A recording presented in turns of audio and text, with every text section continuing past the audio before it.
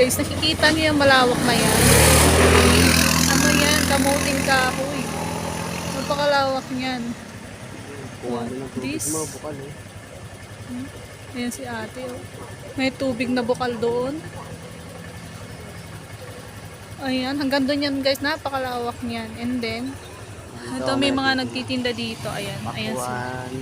May mga lansones, kalabasa, saging, pakwan, mga gabi, yan. Probinsyang probinsya. So, ayun.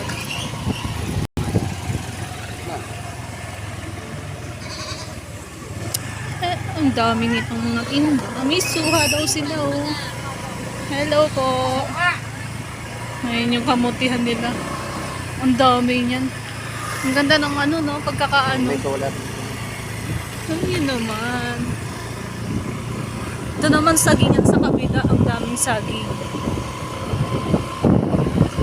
So, ayun. Okay.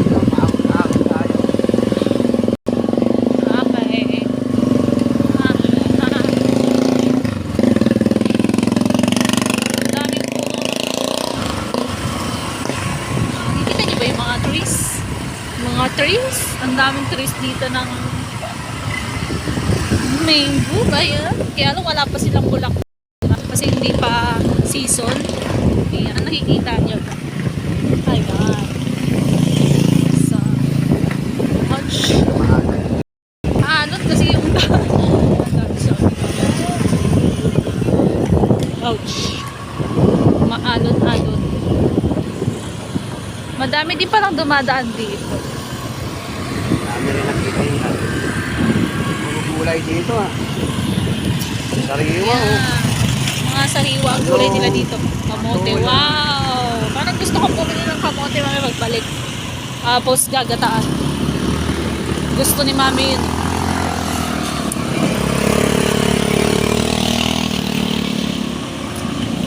So ayan. Ang pangit dito.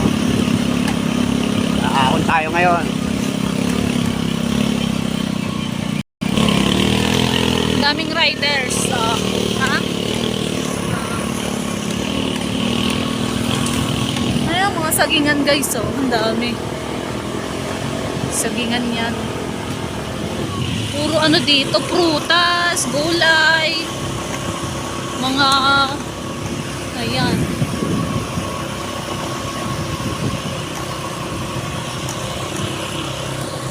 Wow, ang daming gabi oh. Gabi guys oh. So pag dito ka nakatira, hindi ka magugutom.